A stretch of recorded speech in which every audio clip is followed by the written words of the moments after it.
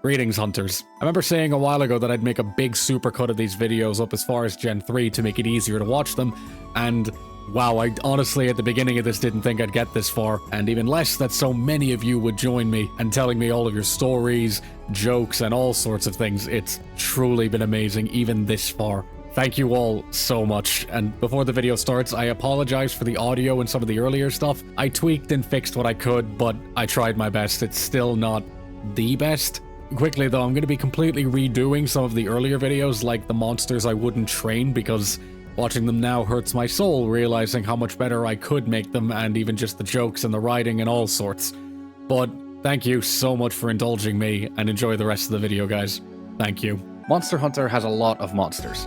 With more on the way in the upcoming Outer Wilds game, I want to take the time to talk about as many as I can, and with that in mind, let's start this journey with the Aptonoth. Aptonoth is definitely one of the more realistic designs in this series. A mix of Parasaur and Stegosaur is a simple design, yes, but well made for its purpose. Aptonoth functions similar to wildebeest, herbivores that move in large herds to protect themselves and their young from predators.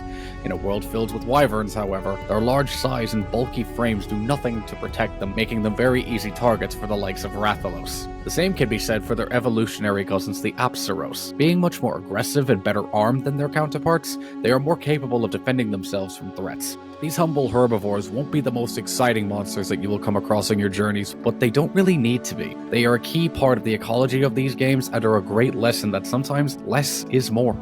Not a whole lot to say about these two, but I will do my best. Bullfango are boars. I mentioned before that first generation monsters tend to draw more from reality, maybe tweak a feature or two to make it their own, and in Bullfango's case, they're just wild boar, with more pronounced tusks and those purposeless bony growths on their backs to justify it as a new creature. Bulldrome has a little more going for it. The asymmetry in its tusks, the white fur collar, and larger size do a good job of making it stand out as the leader of the herd, but that's about it. Fighting them consists of waiting for them to charge, dodging, and hitting them, and repeat until victorious, which gets stale very quickly. Yes, they are early level quests and not meant to be all that challenging, but still dealing with them is often more annoying than anything else. I do quite like their armor though, so I will give them some points for that. Kelby is a simple creature, but in a good way, at least in my opinion. In a world filled with wyverns and beasts of cataclysmic power, this literal deer in the headlights does its job really well. Kelby are modest creatures, quietly contributing to the environment and adding a sense of realism to it all. Their designs are equally straightforward. Green fur with beige highlights and simplistic horns. Earlier iterations depicted them having what seemed to be scales instead of fur. While interesting, I do prefer the version we have now though. Mosswine serves its purpose of helping bulk up the wildlife throughout the areas, and I do enjoy the emphasis of a pig sniffing out mushrooms now itself being covered in what it seeks out. Both are admittedly small players in the grand scheme of these games, but definitely important ones. While I don't feel too strongly about either of them, I am very grateful they're here. Playing these games for as long as I have met many kinds of players. Those who come for the thrill of the hunt, to face down creatures larger than life itself with spectacular abilities, some for the armor and weapon designs. And then there are those whose first 3 hours of gameplay will be crafting their perfect palico. Felines have been as constant through this series as Rathalos himself, even getting their own game made by... Oh no. The levels of charm and character Palicos bring to the series is unmatched. The decision to have them aid you in the field, and even the Prowler mode in later games, was a stroke of genius that elevated them above being simple mascots. Maelink stealing your items would be more annoying if it was a permanent loss, but just locate the shrine and you can go get it back. They won't be too happy about this, however. Yes, they are simply designed, but I do not care. They bring so much to these games and deserve all the credit they get, and more. Every great journey begins with the first step, and for many of us, that first step was to take down a pack of these beasts. Velocipre's straightforward raptor-based design, extended hook claws and needle-like teeth, tell you that you're no longer just gathering plants or hunting the docile Aptonoth. These monsters bite back. Velocipre began a long-standing tradition in these games, of hunting the small fry first to prove you can point a sword the right way, before you're sent off to face the much bigger one a quest or two later. The bigger one in this case being the Velocidrome. Being the leader of these packs, they can call upon their smaller counterparts to aid them in combat, ensuring you're never just fighting one of them. Capcom's bold choice of loud blue skin, red claws, and bright orange head crest adds enough of their signature flair while still maintaining realism, and it makes it genuinely fun. They may not be the best raptor they've ever made, but I do appreciate them for being a good start. Next in the Alpha Raptor trio is the Desert Runners, Gen Prey and Gendrome. Right out of the gate, I'll say that these are definitely the weakest of the three. They tick many of the same boxes as their blue counterparts, but they fail to impress in many of the same ways. Their standout features this time are the split head crest and those large fangs. I understand they needed to convey differences beyond a color swap. The fangs are supposed to mimic snakes, as these monsters attack with a paralyzing neurotoxin, but they feel so clunky and out of place on this monster. They are also just much more annoying to fight in general. Every attack has a chance to proc that status, leaving you wide open to attacks again and again and again. They are nowhere near the worst raptor we'll see as we continue, but they certainly set a less than stellar precedent. Our third and final of the original trio, we have the Ioprey and the Iodrome. I appreciate these two for reasons I can't fully explain, but I'd have to guess it's primarily I just enjoy their designs. Same formula as before, raptor-based design enhanced with some unique abilities and visual flair. Iodrome's peculiar head crest, its ability to spit poison, and deep red rubbery skin accomplishes these goals in spades. These raptors stand out a lot more, seeming almost alien compared to the more grounded designs of their blue and green counterparts. I've always thought that this trio of raptors seemed like something a cartoon villain would cook up in a lab as a kind of henchman or something along those lines. Iodrome is an admirable design amongst its class and caps off the first batch of raptors quite well. Our first wyvern of this series, the Yan-Kut-Ku. This is a monster that demands your attention. Covered in flamboyant pink scales, a huge shuffle beak, and massive cone-shaped ears, all combined to make a, let's say, eccentric monster. But that's by design. Many are often disarmed by this monster's comical appearance, and so dismiss it as nothing more than a harmless bird. But it's still a monster, and has humbled more than a few hunters who misjudged it at first glance. Yan-Kut-Ku also serves as a rite of passage for any aspiring hunters, providing a suitable challenge to test their mettle, and any looking to claim the title must at minimum be able to handle a Yan-Kut-Ku. Yan-Kut-Ku doesn't stand tall amongst its peers, but I admit it holds its own unique charm. I'll also put the blue Kut-Ku alongside it, as I feel identically about them both. Introducing the Cephadrome, part of the most polarizing classes in this series, the Piscine Wyverns. You either love them or hate them, and in regards to Cephadrome, in my opinion, it's just so underwhelming. Its unique gimmick of swimming through sand and being referred to as a land shark was its most standout feature when first encountering them back in Generation 1, only to be kicked off that mantle as soon as you encountered the much more imposing and way cooler Diablos and Monoblos. Adding insult to injury, Zamtrio showed up a few generations later and took the crown of Landshark with ease.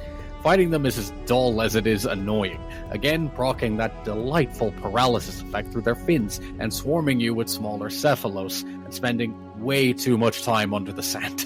It shows that the most interesting part of my research on this creature was finding out that they bear an uncanny resemblance to the arrowhead salamander, which I find really cool. But overall, this monster is just boring on multiple levels. It's just a boulder. It's not just a boulder! It's a rock! This series draws from more than just prehistory for its design inspiration. Weaponry, vehicles, or even pop culture icons are all fair game. Unfortunately, Basarios is an example of when this process does not work. The idea of a wyvern clad in stone and focused on defense is good on paper, but in execution, he just falls completely flat. While Ruby Basarios looks more appealing, that's all it offers. Fighting them is about as thrilling as punching a cliffside. Your weapons constantly bounce trying to hit their legs, and dodging their various gas attacks only serves to push you away briefly. In close range, they attempt to crush you by rolling or charging, and they even gave them fire beams to break the monotony, but no part of this feels natural from what's supposed to be a living stone. Capcom has demonstrated their ability to execute similar concepts successfully, as seen with the fantastic Shara Ishvalda. However, Basarios being an early entry in the series, falls victim to the learning curve required to refine such ideas. Oh sweet, quick episode. Gypsaros is boring, ugly, and flashbang! Okay, fine. Bird wyverns in this series boast some of the most striking and ostentatious designs in this series, but none more so than the Gypsaros. It's one of the most forgettable yet unforgettable monsters in this series. Their deep blue rubbery skin, flexible tails, and buck teeth have no real cohesion and just feel like the results of other parts they couldn't use on other monsters and just kind of mashed it together to make this. The crest on their head is able to produce blinding flashes of light which only serve to slow you down. And combo this with its toxic projectile attacks, it's almost as if this monster was designed to annoy you. Having them play dead to make you relent from attacking them is pretty funny the first time, but gets old pretty fast. Purple Gypsyros is just the equivalent of a bad shiny in Pokemon, so I don't have much to say on it. I enjoy it when Capcom doesn't take every design too seriously. Great results can come from such experimentation, but Gypsyros is not one of them. Colonel, you better take a look at this radar. What is it, son? I don't know, sir, but it looks like a giant. Okay. Obvious phallus jokes aside, Kezu is an unsettling monster design in a very good way. Its pallid skin, elongated neck, and non-existent face, bar that beautiful smile, evoke the otherworldly creations of H.R. Geiger. It feels like a creature that doesn't belong in this world, attempting to blend in. Kezu makes me think of a skinwalker type creature. Something attempting to take the shape of a wyvern, but notably missing all of their most defining traits. Adding to their nightmarish appeal, these creatures hunt by clinging to cave ceilings and paralyzing their prey with lightning attacks. Once paralyzed, they extend their necks down to swallow them whole. Note I said paralyzed, not dead. Kezu feels like a creature of folklore, lurking in caves, haunting the imaginations of locals and hunters like a story they tell children to scare them into behaving. They are loved and hated by the community in equal measure, reaching 32nd in the popularity poll, which astonished me. And while I'm not his biggest fan, I can certainly see his appeal. The definitive Piscine wyvern himself, the Plesioth. As far as the concept of a fish dragon goes, I think Plesioth pulls it off quite well. It makes me think that the designer had a pet goldfish and thought, you know what, let's make you a wyvern. The bright blue and orange scales with the white underside are a simple, yes, but very standout combo for this monster. However, I would be remiss not to mention this monster's reputation for causing immeasurable rage amongst hunters. For those lucky enough to not know, in the early titles, the hitboxes for most of its attacks were the size of a small state. While this was addressed in time, the scars do remain. Capcom themselves even got in on the joke. In Stories 2, they gave it a signature move based on its infamous hip check attack, called the Hyperspace Tackle.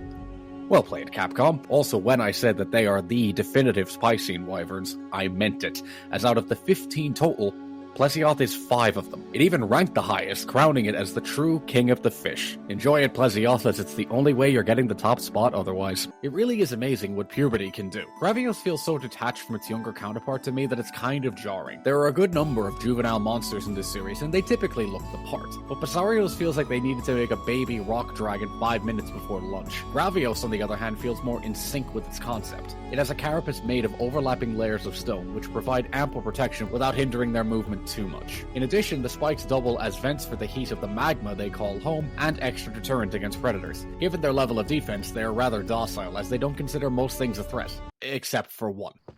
Hello? Yes? It's a good upgrade, but they're not rocking anyone's world anytime soon. Introducing the other half of the Monster Hunter power couple. No, not that one. The Queen of the Land herself, the Rathian. While she doesn't get nearly as much recognition as her Crimson counterpart, I have always appreciated the Rathian. She adds to making these monsters feel believable, like they're more than just a sword waiting to be made. They feel like animals existing in these ecosystems, making their way through it all just as we do. While the differences to Rathalos seem superficial at first, she thankfully stands on her own. Given their title, Rathian spends most of their time patrolling the territories on land, while Rathalos does so from the skies. To aid this, her earthy green and brown scales help them blend into the environment to catch threats unawares. While Rathalos deters many of the bigger threats, Rathian is more than capable of holding her own when needed, with their signature poison barbed tail ruining the days of many a hunter. Just like before, I'll put Pink Rathian here as well just because I have more to say on the rest. Rathian does her job in this series well, and that is to be commended. Ladies and gentlemen, the king has arrived.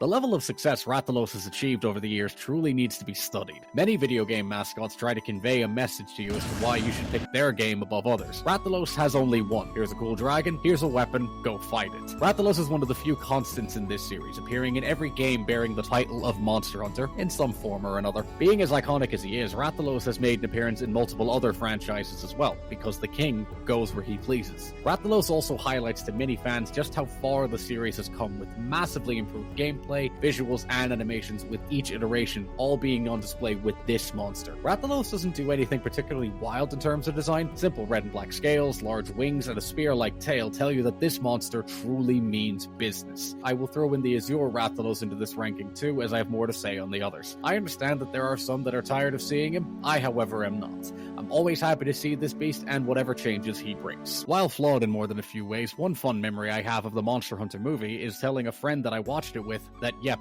that's a herbivore. See that face? Vegan.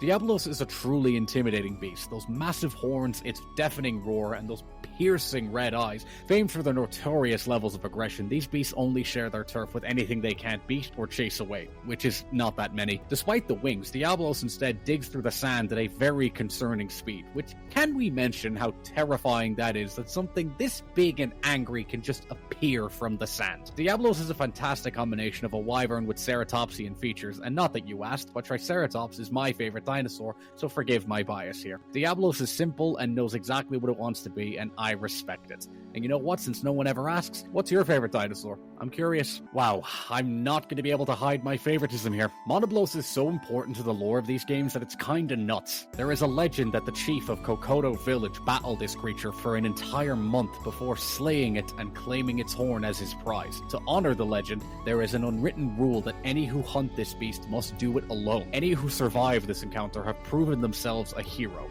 carving out their spot in history. Yes, this song originates from this monster. With such platitudes, can anyone please explain to me why he's only been in 3 mainline games? And he wasn't even in Generations, for God's sake. They even based its design on the massively underappreciated Styracosaurus, almost 1-to-1. I love this monster so much, and I'll admit I'm biased all day, but I don't care. I'm giving him this win. Now Capcom, it's just you and me here for a second. I am begging you, on my hands and knees, of all monsters to come back in Wilds, please let this be one of them. And can we get this armor and greatsword back, please? Thank you. The first generation's debut Elder Dragon. Ladies and gentlemen, the Kirin.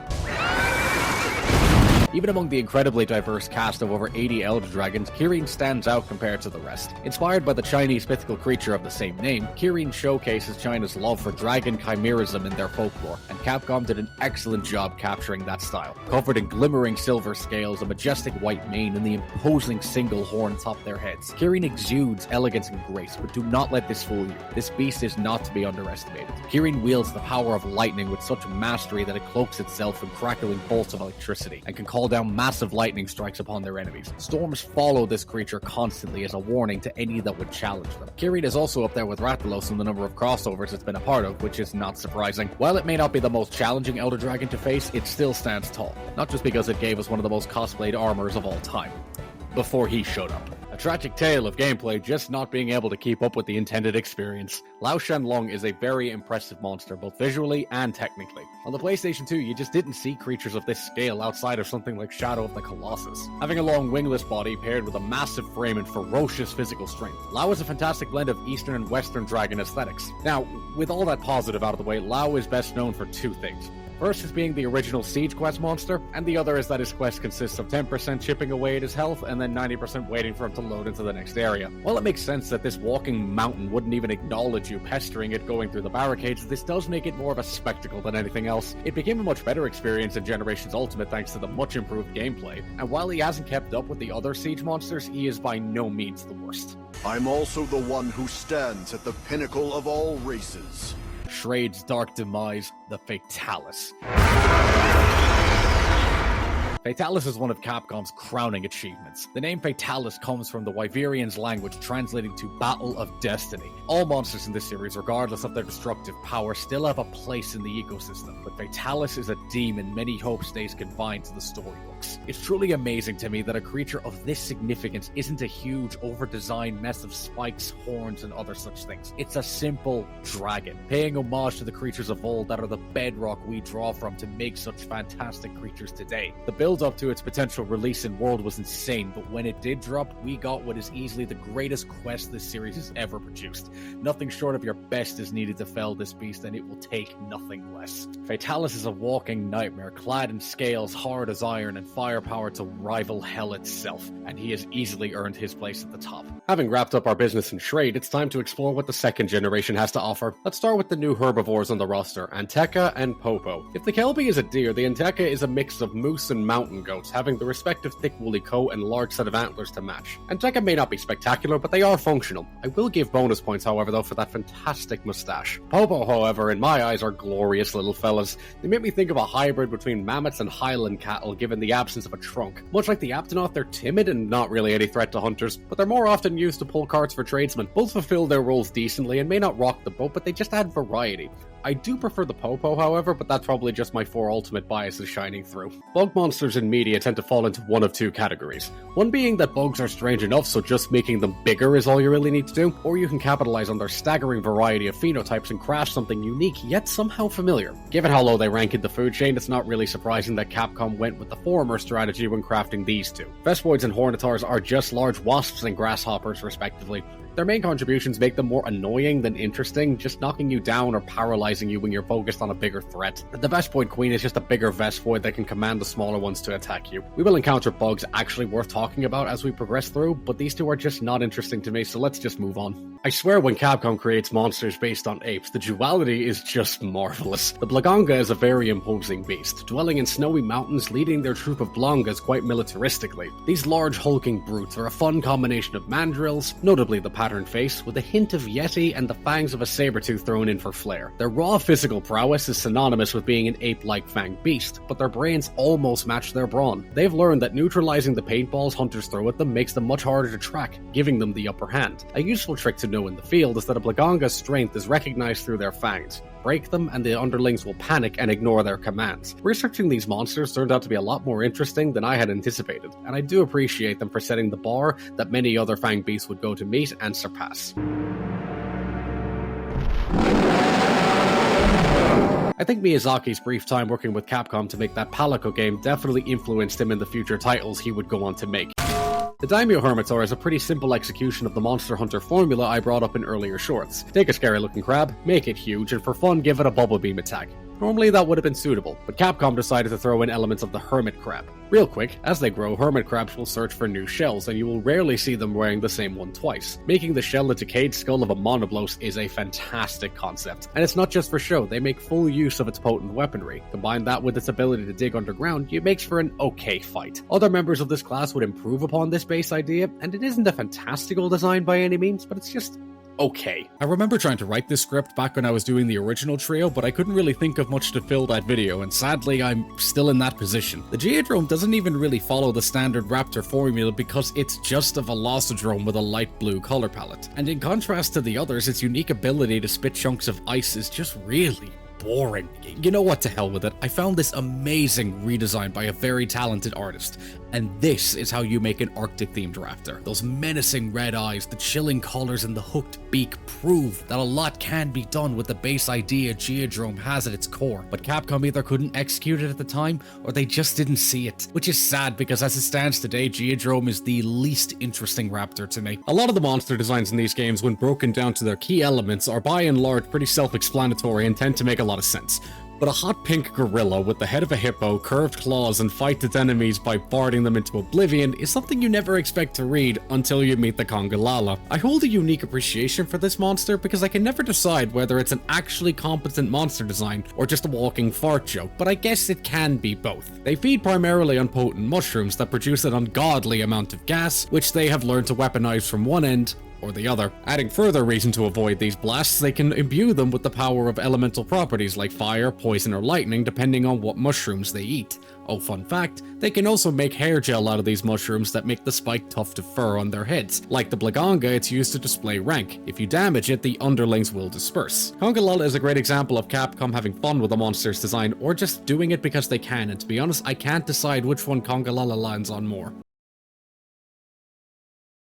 The Bird Wyvern class is certainly a mixed bunch, isn't it? They can range from perfect, evil, and raptors. Clever girl. The Hypnocatrice follows the title of Bird Wyvern much more literally compared to the other members. Both its name and design elements come from the mythical cockatrice. Now, while our feathered friend can't turn hunters to stone with merely their gaze, the Hypnocatrice can launch a toxin that puts their targets to sleep. Otherwise, their powerful legs can certainly ruin a hunter's day. Keeping in tune with many bird aesthetics, their dark and brown scales blend nicely with their rust-colored feathers, and the strange three-pronged lower half of their beaks all come together competently. Now, while it's not the most imaginative bird we would ever see, it's by no means dull. I feel sorry for whoever at the guild is responsible for handling any territory that this damn thing can be found in. Despite their ferocity, most monsters you'll encounter prefer to avoid conflict, but will defend themselves or their territories if pushed to do so. This purple demon, on the other hand, has only one thought. Come on! "'Tis but a scratch." The young Garuga stands a complete visual opposition to its vibrant cousin. The sinister dark purple tones, harsh spikes covering its body, and even its beak are just much more menacing. This is a monster that will attack anything just for the fun of it and do so relentlessly, going from one fight to another regardless of whatever injuries they've sustained. Hunters are no exceptions to this, and add in shooting fireballs and poisoned barbed tails, this monster will not go down easily. Oh, and they're highly resistant to poison. Good luck. They definitely aren't as bad in the new world, but for me, the damage has already been done. Daimyo Hermitor was a decent execution of the formula for creating a monster with real-world elements. Shogun Senator, on the other hand, succeeds at just being a really cool crab monster. Shogun tells you everything it's about by just looking at it. Its cerulean carapace is covered in spikes, instead of crushing claws it wields razor-sharp sickles, and it's even got a knife head. Where Daimyo only seeks out the skull of a monoblos as both weapon and home, Shogun is much less picky and will wear an assortment of large shells, but their favorite is the skull of a Gravios. Depending on the shell that they're wearing, it can expand their methods of attack. A Basario's skull actually allows them to fire a jet of water at targets from range. Breaking these shells will drastically limit their abilities in battle, but they can find replacements, although not infinitely. This monster feels like what Daimyo would evolve into in any other game, and it's a solid upgrade in my eyes. Before the decoration farming quest, I would have said that this was the lowest ranked monster in World's base roster, no questions asked. Lavazioth is to many little more than a flaming Duratotus, but this monster in fact debuted in Monster Hunter Frontier Season 1.0. Definitely not my first, second, or even third choice for a monster in Frontier to have come back, but hey, I'm not bitter, you are. As a design, it's not good at all. Translating typical Piscine traits to a creature that swims through lava is interesting in concept, but it just doesn't land. It doesn't fit in with either side of what it wants to be or even what it is. Hunting them is excruciating because you can't just chase them down in water like other Piscines, you just have to wait until it comes out of the lava and you can attack it. The Cephadrome may be dull, but it's nowhere near as irritating as I find the Lavazioth. The design variety this franchise achieves is truly unmatched as far as I'm concerned, ranging from complex, bombastic, horrifying, and even just keeping it simple. Everything about the Tigrex feels like a monster a child came up with, and I don't mean that as a bad thing. They gave a T-Rex massive winged arms, blue tiger stripes, its roar is supercharged, and its eyes glow red when it's angry. I mean, come on. These monsters are powerhouses, being one of the strongest flying wyverns by a mile, using their raw physical strength to savagely attack prey before finishing them with a devastating bite. The Tigrex is nomadic in nature and is incredibly adaptable. They will always rise high in the food chain regardless of what territory they're in. Now, while they are fantastic design-wise, I cannot deny that they came from a bit of a rough start when it comes to hunting them, mainly stun-locking you with their roars and charging with little to no actual window to attack, but this definitely improved as time went on. Tigrex is one of the second generation flagships for a reason, and he is practically royalty among this roster. If the Tigrex was made with the rule of cool in mind, then the Nargacuga was made to answer, what if nature made a near-perfectly evolved killing machine? The Nargacuga are agile ambush predators, prioritizing speed and accuracy for clean, decisive strikes. Both wings unveil large blades, and their tails can launch razor-sharp spines that are coated in a substance that stalls blood clotting, making these injuries much worse than they appear at first glance. Unique among flying wyverns, they possess more fur than scales, both of which are jet black and absorb light, allowing them to disappear into the shadows. Sound familiar yet? I bet they do, because yes, they're ninja wyverns. No, I'm serious, their armor proves this beyond doubt. When Capcom teased that these beasts would be appearing in Iceborne, many veterans knew all too well what we were in for, and they delivered. The Nargacuga is a fantastic execution of menacing creature design, sleek, elegant, and deadly, but above all, it's just really cool.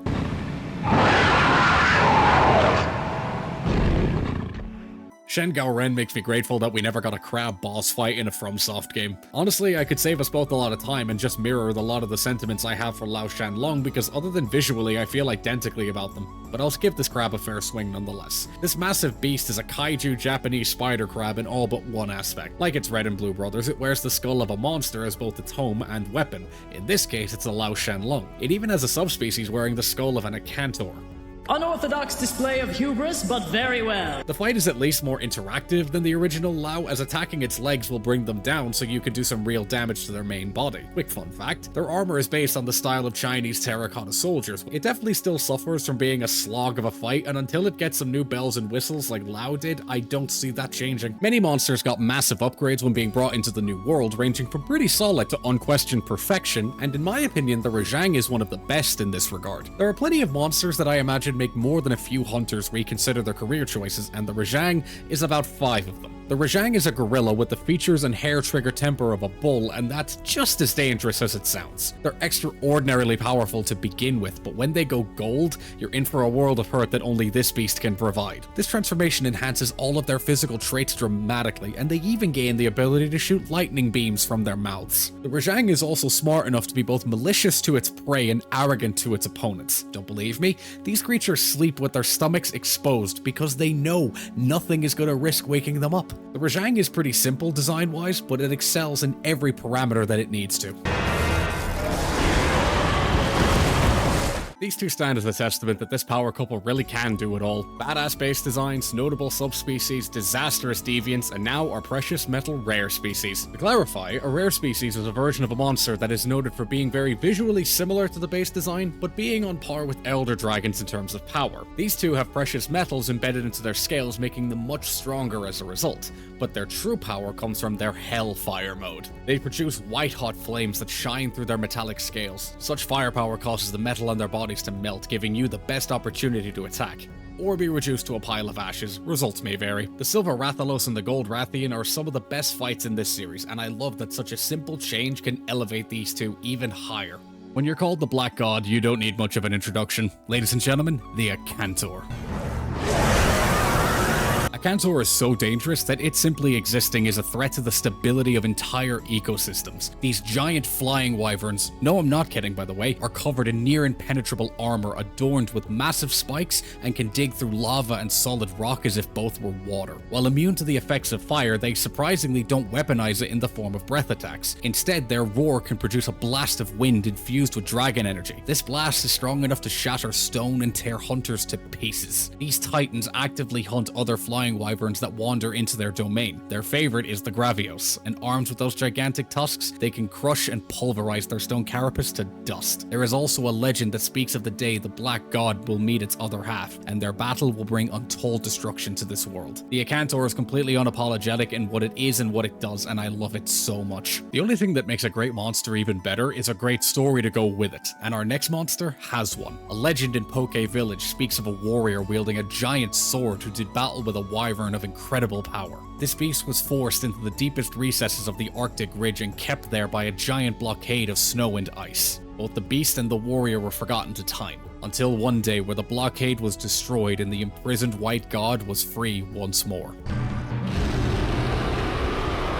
The Ucanlos is a sentient icebreaker and is exactly as terrifying as it sounds, covered in razor-sharp serrated armor that can cleave and smash entire icebergs. Their saw-like jaw can overturn and launch huge chunks of ice at targets. On top of that, they have an ice beam capable of freezing enemies solid within seconds. Like their scorching cousin, their roar is a destructive force that can cause massive avalanches and has buried more than a few villages in snow. It's an amazing beast on its own, but it complements the Acantor perfectly, and maybe one day we'll get to see them fight. Gen 2 really amped up the Elder Dragon count from a modest 3 to a total of 7. With more to get through, let's start with the Dragon of Steel, Kushala Daora. This Elder Dragon claims total mastery over the winds themselves, able to summon and control massive storms and tornadoes at will. Their bodies are covered in hardened metallic scales, giving them an impressive level of defense. As they age, their scales will begin to rust. This makes them much more aggressive and powerful. One nearly even brought the city of Dundorma to its knees. These dragons are quite simplistic design-wise, fitting the template of a standard European dragon, but I don't think that's their main drawback though. No,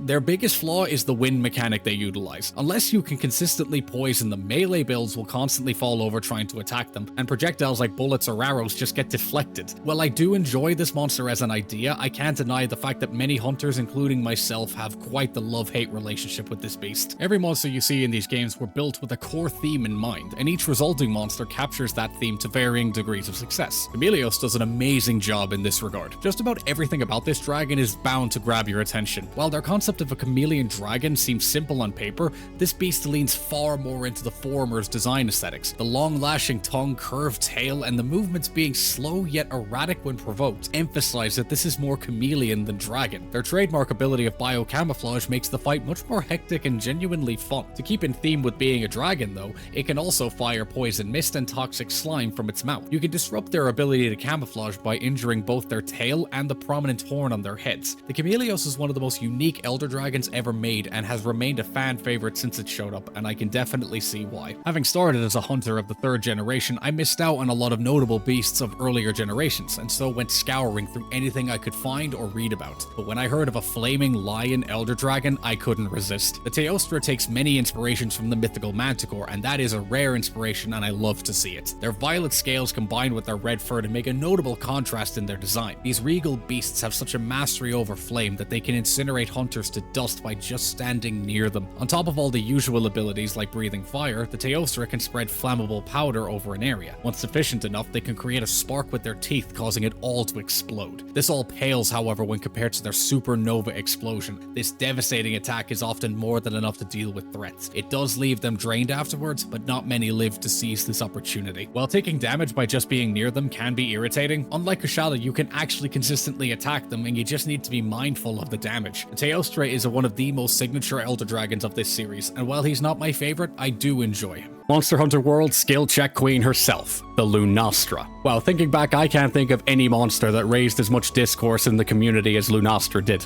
No, it's not your turn yet. The Lunastra is the Empress of Flame, and while she appears to be little more than a blue Teostra, much like the Rathian, there is more to her than meets the eye. Both of these dragons are already powerful on their own, but working together, they are a force to be reckoned with. Her signature blue flames burn so much hotter than regular fire, and even produce an ungodly amount of heat. Once both her body and the area around her have reached a certain temperature, it enables her most devastating move, the Hell Flare. She covers a massive area around her in blue flames and projects a scorching blast of heat, more than enough to char any hunter to a crisp, which many hunters, including myself, have succumbed to more than once. A good trick to know in the field is that attacking her head crest will drastically diminish her firepower. In my opinion, Lunastra came roaring into the new world and stole the show as a fantastic revamp of an early Elder Dragon. The Yamatsukami has only 2 moods. One is floating carefree and unbothered across the lands, and the other is whatever you imagine this is trying to convey. The mountain floating in the sky, or the Yamatsukami, is quite a unique Elder Dragon compared to many. These giant gas bags are sentient biomes that are covered in thick layers of moss and other forms of plant life. These are one of the few beasts without natural predators when sufficiently grown, and so don't need to focus on offense.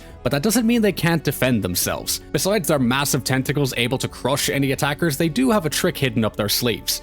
Or in their mouths. They have a symbiotic relationship with great thunderbugs, and in exchange for allowing them to stay in their mouths, the bugs will attack enemies by producing point-blank explosions. But even more concerning is their one breath attack. They will suck you into their giant mouths and instantly one-shot you. Given that they couldn't implement it into the game, my headcanon is that it simply eats you. God, what a way to go. It is unlikely to return in a future title, but I would really like to see what Capcom could do with it with modern technology. Long ago, an ancient kingdom was at the mercy of a demon that would have seen it all burnt to ashes. A group of valiant heroes managed to break its horn and wound the beast, causing it to retreat back to the pits of hell. This beast's hatred has seared and warped its very body and awaits to collect the dead it is owed and rain hellfire from the skies. The Crimson Fatalis. Originally, I saw this monster as Capcom wanting another Fatalis with little difference other than aesthetics, but I was wrong. The Crimson Fatalis is able to summon massive meteors from the sky and enhance their already unmatched flames with dragon energy. Many beasts you'll encounter are dangerous for certain, but the Crimson Fatalis is evil to its core. This creature will melt down the broken remains of hunters that attempted to slay it, both to further bolster their defenses and to make a mockery of their victims. If any of this is true, it means this beast is intelligent enough to bear an unfathomed hatred for our kind. It's still an amazing beast in every regard, but until it gets a revamp like the original did, I'm gonna put him one step lower. They say aging gracefully is a rare thing indeed, but none of us will age as well as the Fatalis. This divine dragon is simply an old Fatalis, but they did so much with that idea. These beasts are living gods, wise beyond our comprehension and even more powerful. They trade their already devastating firepower for dominion over lightning that they further enhance with dragon energy to create red crackling bolts that devastate the earth. Their title of Ancestral Dragon paints them as a progenitor of their kind, taking the divine aspects of Eastern dragons such as their decorative horns and elegant manes and seamlessly blending them to the template of a brutal Western dragon. Unlike their red and black counterparts whose armor and weapons are said to corrupt hunters, turning them into mind mindless destructive avatars. The white Fatalis gear is said to shine brightly when the wearer demonstrates their skill, becoming a beacon of hope for the people and not an omen of impending doom. I could genuinely go on and on and on so much more about the details that make this monster amazing, but for now I will settle with giving him the top spot in my ranking.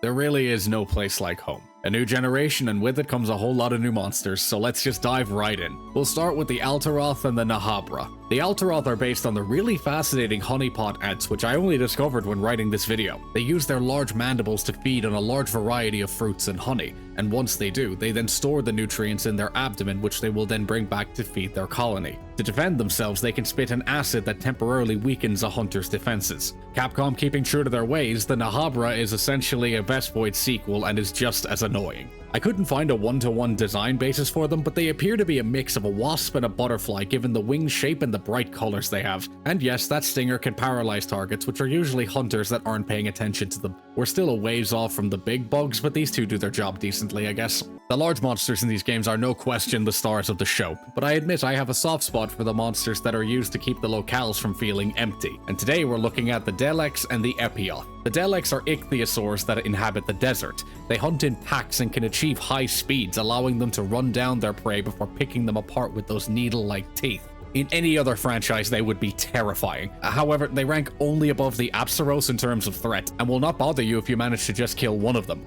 If only others were as gracious. The Epioth are essentially what if the Aptonoth evolved to live in the ocean. And now that we're able to explore the deep waters, these creatures are a common sight, seen mainly feeding or sunbathing. Their design takes many elements from plesiosaurs, namely the extended neck and the four paddle-like flippers. They are much less dangerous, however, and are easy prey for both leviathans and piscine wyverns. They are filler monsters, no question, but that doesn't make them bad by any means. Keeping up with the quota for new herbivores in the roster, we have the Slagtoth and the Rhinoplas. The Slagtoth are large, leathery beasts that seem to be an odd mix of a hippo and a rhino. They prefer to spend most of their time in water, grazing on whatever food they can find, and also have a dense horn on their noses which can be used as a weapon. The males can get aggressive if you provoke them, but by and large they are harmless and won't bother you, which is more than I can say for them. The Rhinoplas are small ceratopsian herbivores that live to do one thing.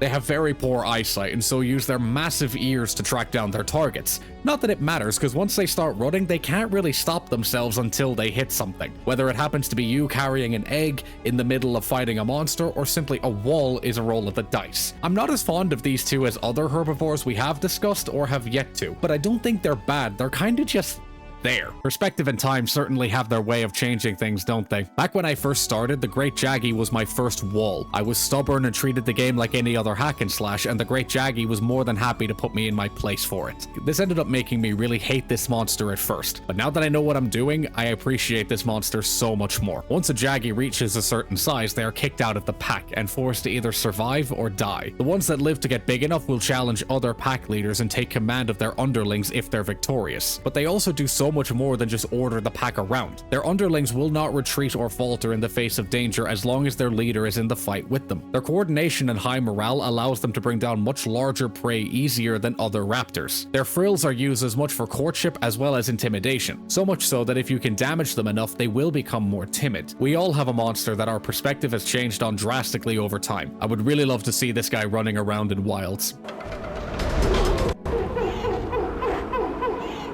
From one of the frontrunners of the raptor class, we move on to the other Arctic raptor, the Great Baggy. In many ways, they function identically to other raptors. They lead and coordinate their underlings when hunting or dealing with rivals in their territory, same as usual. But to increase their chances of success, these monsters mainly hunt at night. Their various shades of blue scales and excellent night vision allow them to see their targets while remaining unseen themselves. In addition to their sharp claws and teeth, they have the ability to launch a tranquilizing fluid from their mouths that puts their targets to sleep, making for a much easier kill. Other than their size, the Great Baggy also have a pointed crest on their heads which they use to display play rank. Just like other raptor quests, taking out a few of the smaller ones can make this quest go much easier. Overall, the Great Baggy is suitable for its purpose. It's just challenging enough to make you work for the win as a beginner, and it's not really spectacular, but then again, they don't all have to be. Final member of the Gen 3 Raptor trio, we have the Great Roggy. Gen 3's Raptors share some considerable overlap with the original trio, but none more than these two. First off being that they both lack the typical reptilian scales of normal raptors, but instead have slick rubbery skin similar to frogs. And while they both utilize poison as a weapon, the Great Roggy has an interesting additional feature. Its poison sac is located at the top of their necks. This organ will greatly expand when filled with toxins, which they can then spit a considerable distance at their targets. A common tactic they use when hunting prey is for the Roggy to surround them before the leader comes in to spit toxins into their face and eyes, disorienting and in time finishing them off. The smaller Roggy also have this organ, but it's much less potent than their leaders. I also adore the armor you can make from these raptors, and I will craft a set of it whenever I can. I don't feel too strongly about them either way, but there's nothing really wrong with that. They're just kind of neutral to me. It smells like honey. It's you.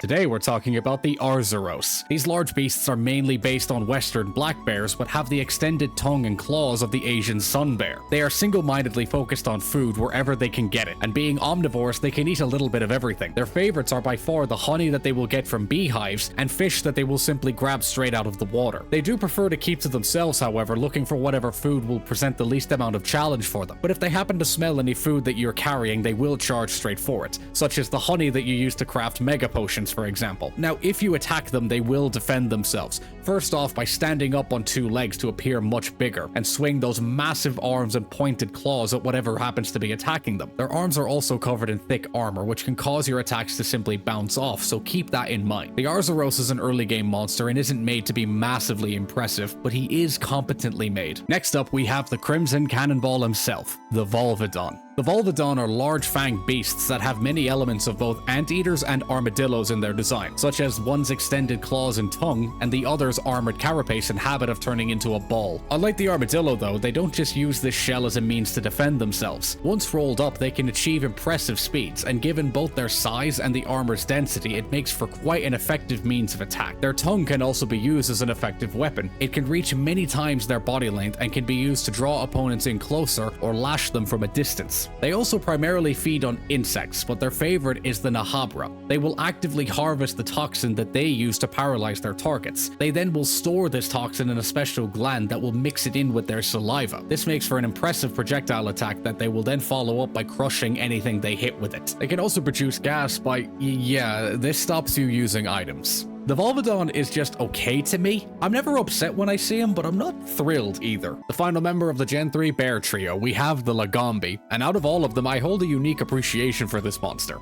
Its design takes key elements of two particular animals, the wild hare and the grizzly bear, one with its large frame and pointed claws, and the other one's large ears. But what may not be obvious are the traits of the wombat. Much like them, the Lagombi is bottom heavy, having thick layers of fat and cartilage in its rear, which can prevent predators from doing massive damage to them. But uniquely, it has a smooth carapace on its stomach. This shell-like substance allows them to slide near frictionless across the ice and snow, making an effective means of both transport and escape if needed. While they do prefer not to engage with hunters, they will defend themselves, utilizing their sharp claws and brute strength to throw large chunks of snow at you. The Lagombi is very simple as a monster, but that's not a bad thing. It's a monster you can look at and genuinely believe existed in our world at one point. The first of many to come, we have our first big bad Leviathan, the Royal Ludroth. The Ludroth as a species take many cues from lions in both their ecology and their design. They operate in packs, which consists of the Royal Ludroth as the lead male and filled with a harem of females. While they prefer to remain in the water, the Royal Ludroth is equally at home in both land and the water, thanks to its most critical adaptation. The Royal Ludroth has a massive mane, which is made up of special fibers to form a sponge, which has a number of functions. They store a massive amount of water in this mane to moisturize both themselves and the females to prolong their time on land. The mane also acts as an effective shield for many of its weak points, giving both predators and rival males less windows of attack. A common tactic they will use on land is to track down predators with a fresh kill. The males, with their larger size and the number of females, will coordinate an attack to take their meal, much like lions do with cheetahs and other predators. The purple Ludroth can additionally store a large amount of poison in their manes. For many, this was the first Leviathan we would hunt down, and in my opinion, he kicked it off fantastically. Playing through Gen 3 again has brought back many memories, both good and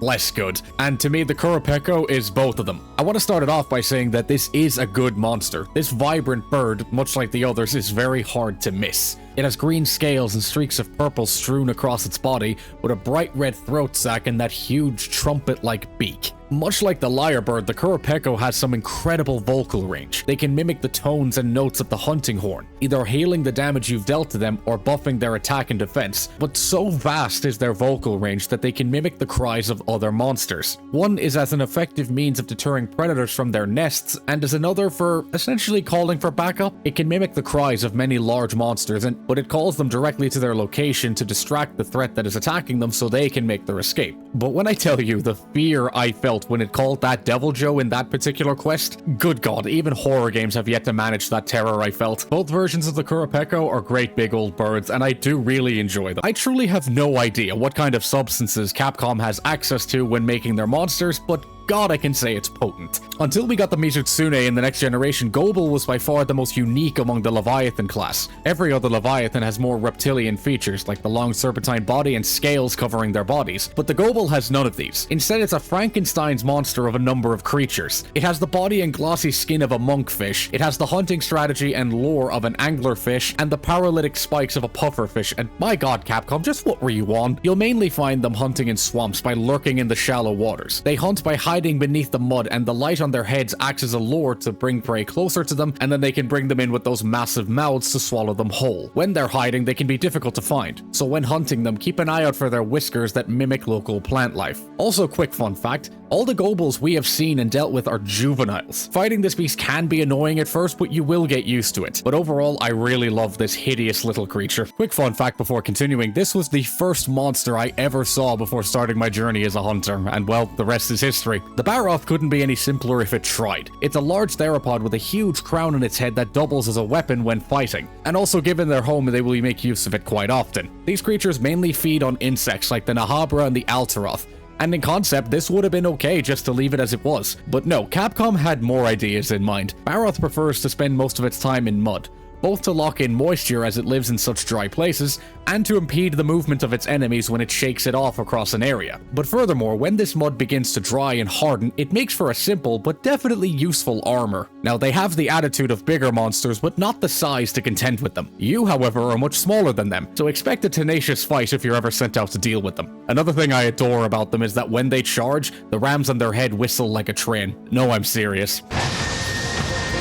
Barroth holds a special place in my heart, and I thoroughly enjoy his simplicity. Hey guys, quick question. What would you get if you somehow spliced a bat, the poisoned dart frog, a gecko, and the gaping dragon from Dark Souls 1? You'd get something that shouldn't be allowed to exist. Or the Giginox. This monster would be right at home in something like Silent Hill or Resident Evil, but instead we get to hunt it and turn it into clothes. The Giginox is very similar to Kezu in many ways, but it's different in just as many. It still resides within deep frozen caves, skulking around and awaiting to ambush their prey. Where they differ is while the Giginox will still utilize that surprise tactic, it mainly uses poison instead of electricity. But they will still attempt to simply grab hunters and other small objects into their mouths, and god, that is not a good way to go. A useful trick to know in the field is that their tails look very similar to their heads. They use this as a tactic to foil hunters or predators attacking them and allow them a proper chance to respond. The Giginox looks like an alien creature with little to no attempt to blend in or keep its presence unknown, and I definitely much prefer it to the Kezu, but the Giggies can burn in a hole. Next up, we have the apex predator of the tundra, the Barioth. Being part of the pseudo-wyvern trio, it has many similarities to the others, but stands well on its own. Where the Nargacuga is primarily based on mountain lions, the Barioth is the saber-toothed tiger. It's built to both ambush its prey and fight directly if they need to, much like the Tigrex. Their bodies are covered in white fur, but they also have thick plates of scales, giving them a high level of defense at little cost to their speed. Unique among the trio, it can utilize elemental breath attacks. It's able to launch large chunks of ice and even create ice tornadoes when it needs to. Barioth is adept at both land and aerial combat, even being noted for its exceptional flying skills. The Barioth's wings have a large spiked limb that they use to grip into the ice and snow, giving them exceptional control of their movements. Breaking this spike can dramatically impede their movements, making it a critical weak spot. The Barioth is just a fantastically made monster, and I can't really add much more to it than that. Life in our desert is already stressful enough. The temperatures can change from scorching to freezing within a few hours, scorpions and rattlesnakes at every corner. Honestly, what could make it worse? Yeah, that'd do it. The Nibblesnarf, on top of having one of the best names in the series, is certainly an oddball of a monster. Much like the Goble, this Leviathan shares little to none of the standard traits. Their design, at least from what I could tell, is a mix of salamanders and basking sharks, weirdly enough. These monsters may start their lives in the water, but will soon abandon it and instead spend their lives swimming through the sands of the desert. Once their lungs are sufficiently developed, their gill's purpose begins to change to then expelling any sand they may have eaten while hunting. Such a lifestyle, though, comes at the cost of their vision, and so they mainly rely on their hearing to hunt. And when they hunt, they are voracious. Anything they can fit in those massive mouths, they will swiftly devour. So planting a barrel bomb in their path is a strategy you should employ. The Nibblesnarf is weird in many aspects, but it just does its own thing, and you gotta respect it. You spin me right round, baby, right round. Oh, come on, how else was I gonna start this one? The Duramboros is such a fun monster to me in so many aspects of its design. For starters, hats off to whoever at Capcom was watching the hammer throw and thought, I can make a monster out of that. Those large bumps on its back are filled with fat, which it will use for extra energy when needed. They have a huge set of horns on their head which make excellent ramming tools, but its bread and butter is that tail. This tail has a massive ball of bone at the end and is covered in all kinds of plant life. It's incredibly dense and really heavy, and even just slamming it would be imposing enough, but no. They will swing their tails around them to spin along with it, reaching very concerning speeds, more than enough to launch anything they hit with it into orbit. But during this spin, they will use the momentum to launch themselves either up into the air or straight at you. When they start to spin, you can stay close to their legs to avoid getting hit, or just put down a pitfall trap and they'll fall right into it. This monster deserves way more love than what Capcom has given them, and he would be amazing to see in a new title. If you want to talk about a true division of opinions in this community, I can't think of any better than this. No, not yet. God, he's so greedy. The Uragon. This massive brute wyvern is not one you're likely to forget, for better or worse. In terms of design, I will give it credit because you can certainly say you've never seen anything that looks like this, and if I'm wrong, please let me know. But the Uragon is best known for two things: that impeccable jawline and their chins are made of the molten ore they consume, and once it dries, it will harden to be much like a hammer. Despite their massive size, once they begin to roll, they can reach very impressive speeds. They do this for two reasons: one, to attack or escape any danger they come across. The bumps on their backs, though, work like the treads of a tire. This allows them to control themselves pretty well when they're rolling. Breaking them can cause them to lose control, so keep that in mind. For me, the Uragon exemplifies a truly damning praise, in that I like the monster's unique design, but I really don't like fighting them, which in a series by this name is truly unfortunate. I'm sure this isn't to take by any standard, but it should have been him in World, and Capcom, you freaking robbed us. With that out of the way, the Agnactor is a fantastic Leviathan by just about every metric you can measure it by. Its design makes me think of a mosasaur that evolved to survive on land, and if I've got the wrong idea, I don't care. These monsters spend their time swimming through lava, thanks to a fluid they secrete which protects them from being burned. To make it easier, they will use their beaks like drills to go straight through the solid stone. But when you're fighting them, you need to keep an eye out for two things. Once they resurface, the lava on their bodies will begin to cool and harden, making it a pretty effective armor. And using fire weapons and fire ammo can soften it up, allowing you to do some real damage. Another thing is that they can store a large amount of lava in their bodies, which they will use to fire deadly fire beams that can incinerate you in seconds. Glacial Agnactor is a simple but good translation of this monster mastering its opposing element. The Agnactor is a fan favorite monster, and damn it, he deserves more love. Many monsters' reputations for their difficulty definitely speak for themselves, but few rival the fear that this beast created, the Devil Joe. These hulking brute wyverns are mainly based on large theropods, but that's all the realism it has. The Devil Joe is one of the most destructive and dangerous monsters that isn't an elder dragon. This creature is in a constant state of near starvation due to its hyperactive metabolism, meaning it's never not hunting. There are a few things not on the menu for them. Just to save time, anything they can fit in their mouths, they will smash and pulverize it into the ground just to eat it faster. But don't worry, their acidic saliva will help speed up this process. Their raw physical power is matched by very few, but even fewer when enraged, as their muscles will swell with dragon energy, making them much more vulnerable, yes, but way more powerful. For God's sake, it can pick up a Diablos and pile drive it in its base state, my guy. The Savage Devil Joe is the result of cannibalism, and that should tell you all you need to know. The Devil Joe was my first ever favorite monster in this series, and while times have changed, I still love this monster dino. Making an introduction for this monster would just be a waste of time, because you all know him well, the Zinogre. To say this monster took the community by storm would be the understatement of the century. This massive draconic wolf is one of the most visually and mechanically standout creatures in this series, having the emerald scales the golden spikes and that white fur. These monsters were once seen as guardians of nature until the Yamatsu forced them from their home in the mountains and into contact with us. The Zenogre is an incredibly agile monster for its size, and their fighting style shows this off very well. The lightning they wield so masterfully comes from the fulgur bugs surrounding their bodies, as they can't generate it on their own. These bugs will create massive amounts of electricity using the Zenogre's highly conductive fur. When charged enough, they will enter a supercharged state, making them faster and stronger at the cost of defense. Knocking them down and using a bug net to capture the fulgur bugs will return them back to their base state. Also, the Stygian Zenogre is the best subspecies, and I ain't budging on that one at all. The Zenogre is a testament to Capcom's creature design process, and a damn good one at that, but in my opinion, not their best of all. There may be many powerful leviathans in this series, but they all bow down to the one true Lord of the Seas, the Lagiacrus. These beautifully designed sea dragons take just enough of both mythical and realistic elements to make them truly unique. They are at their strongest in the water, but can still hold their own on land against many well-known monsters such as even the Rathalos. The Lagiacrus is feared by sailors everywhere because when they hunt, they create whirlpools strong enough to sink their ships within seconds. Anything caught in these whirlpools is then bombarded with the lightning they generate with the spikes on their backs. Lagiacrus wields this lightning with enough mastery to create a shield around their bodies, similar to the Kirin. These spikes vibrate on its body to create this electricity, but it takes a toll on them, forcing them to rest on land when they can. The Ivory Lagiacrus is amazing, but the Abyssal is one of the best rare species. Just seriously, look at this thing. This monster, at least I believe, is responsible for like 90% of the new 3rd generation players back in the day, and for the love of God, Capcom, show our boy some love. Number 3 in the ranking speaks for itself. If Gen 3 had to have 2 flagship monsters, yes, only 2, it couldn't have been anything better than the Brachydios. The Brachydios is a very unique brute wyvern for a few reasons. Because unlike the others, it specializes in land combat, but unlike the rest, it actually has the hands for it. On their own, these massive fists would have been enough, but to whoever decided to let them punch literal explosions, I tip my hat to you. the green slime covering their bodies is a sentient slime mold that is very reactive. This slime will attach itself to whatever it attacks, and then it begins a countdown from green to yellow to red, then...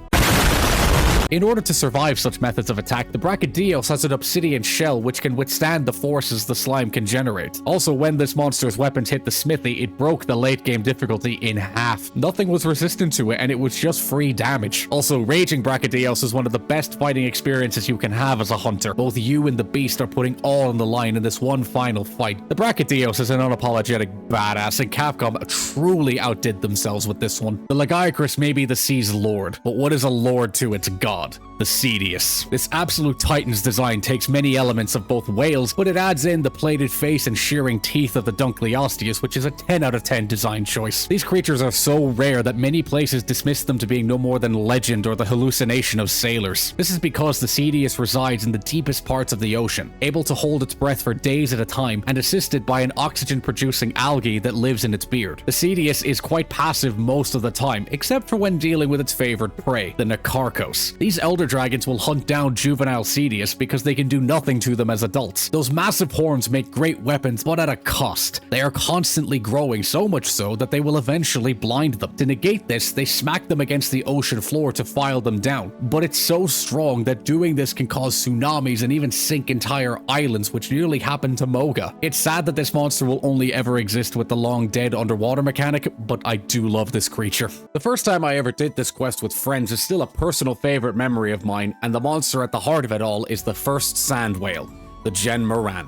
The 3rd generation just had a thing for massive monsters, I guess, because it gave us a total of 5 giants, where most titles gave us maybe 1 or 2 at most. This monster's design is blissfully simple, mainly having crocodilian aspects in its body and extended jaws, but armed with a massive set of forward-facing tusks for flair. These creatures are so massive that many in the deserts often mistake them for mountain ranges until they start moving. To sustain themselves, they have a specialized bacteria in their stomachs. This breaks down any organic materials or minerals that they siphon from the sand they swallow while swimming. Interestingly though, despite living on land, it has many aquatic aspects in its design. The theory behind this is that the deserts it calls home were once vast oceans, and so these creatures' ancestors were forced to evolve to meet nature's new demands. Much like other giant creatures, fighting them directly is often a last-ditch effort, and instead you'll mainly count on cannons, ballistae, and the ever-reliable Dragonator. Another tool you have is the massive gong aboard the skiff. This generates a blast of sound which can stun the creature due to its highly sensitive hearing, giving you the chance to do some real damage or mine valuable resources from its back. The Halogen Moran is a nice visual change from the base design, I will admit. The Gen Moran though is just not a particularly exciting monster to me, and the quest itself is what carries much of its appeal in my eyes. Capcom may have given Rathalos the title of King of the Skies, but our next monster rules the very heavens themselves,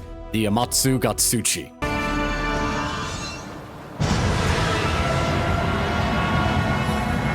This utterly gorgeous dragon looks like something's taken straight from a Chinese ink wash painting, looking like a cloud given sentience. The Amatsu is the storm dragon, a living hurricane in every sense of the word. Due to a specialized organ in its body called the storm vesicle, it has the ability to create and control violent storms at will. But it's not just rain. Nature's full wrath is in this beast's arsenal. Massive tornadoes, lightning strikes, torrential rain, and all of the above. This creature can reduce environments to wastelands by just passing over them. It also uses this organ to keep itself aloft at all times. The membranes on its body will catch any wind it can to keep it flying. When they return to the Misty Peak, they will hunt down any Zenogre settling there and claim the mountain as their home, simply because it's too powerful for them to deal with. Well, that was the case until he showed up.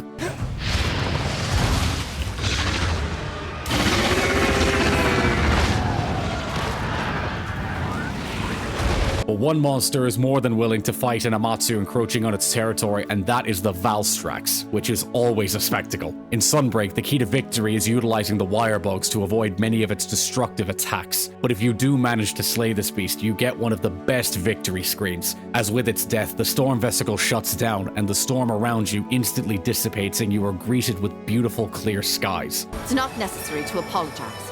You have fulfilled your duty, that is all that matters.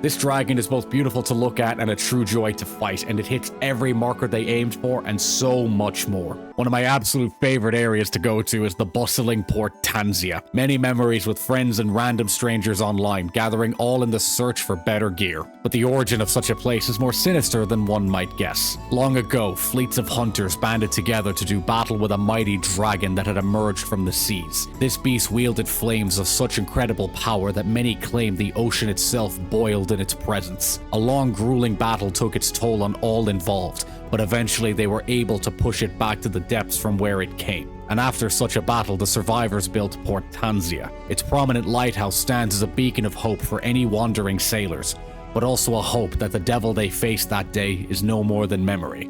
All legends have a grain of truth to them, and in this case, that grain of truth comes to us as the devil of the seas, Dire Moralis.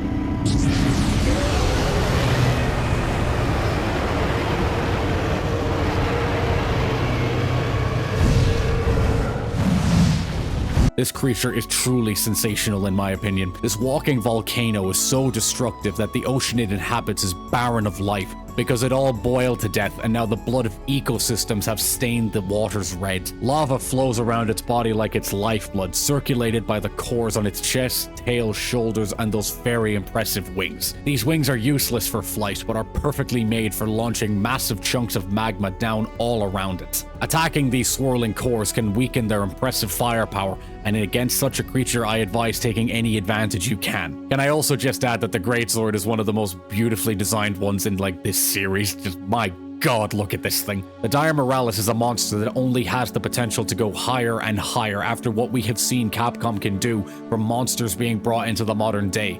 Hell, you can cut out the water segment because I would kill to see him again. Oh, I have been looking forward to this one, everybody. The dragon that tore this entire community in two. He who walks where the gods fear to tread. The brilliant darkness himself, the Alatrion.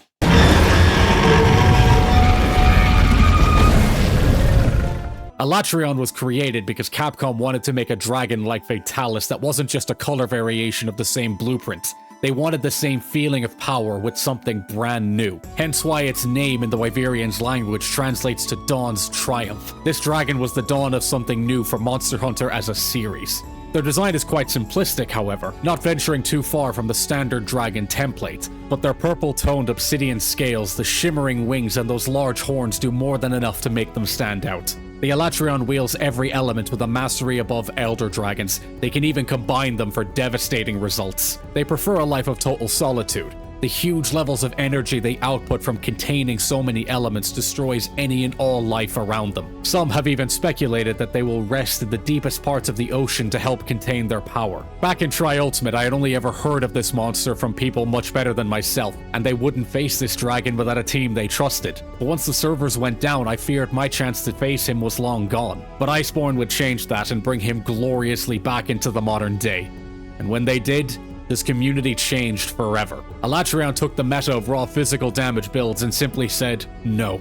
If you wanted to win, it was elemental damage or nothing, even though nowadays people can beat him with suboptimal builds. Elemental damage is the only way to contain his power by meeting his infamous damage check mechanic. Failing to do so would leave you at the mercy of the Eschaton Judgment. Elatrion will charge up a massive blast of energy and it will destroy anything it hits at max power. Many call this unfair, as few even had elemental builds because you didn't need them up to then, and so labeled it as cheap artificial difficulty.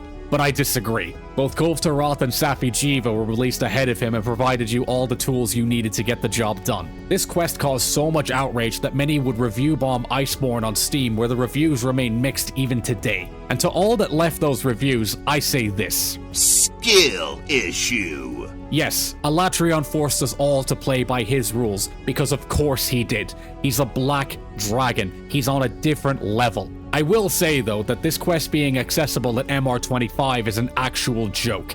I get it, Capcom, you wanted everyone to have a shot at him, but Ruiner is unlocked at MR70. Please make that make sense. And the only sympathies I have to extend are to the Gunlance mains out there. To any of you that managed to beat him with your weapon of choice, I salute you. Elatrion is one of my favorite monsters in this series, and the feeling I got when I finally soloed him in each game that he appears in was amazing, and not even half the community hating him will change my mind on this. Wow. To any of you that made it to the end of this video, I can only say thank you so much, and I mean that with every fiber of my being. But while you're here, I have a question I would like to ask all of you. I've been thinking of covering things from other games, and I'll put a few examples on screen of the things I want to talk about in the future, but I would also like to tap into your ever-surprising imaginations. Comment below anything you would like me to talk about. The main criteria I'll keep in mind is if it has cool monsters or bosses that are fun to fight, as both those criteria are what make a game fun to me. Monster Hunter will always be the main focus of this channel because this series owns my soul, but I will appreciate any comments you guys put forward for this because it will really help me with ideas. But to end it all, I say thank you so much for even watching my stuff, and until next time, good hunting.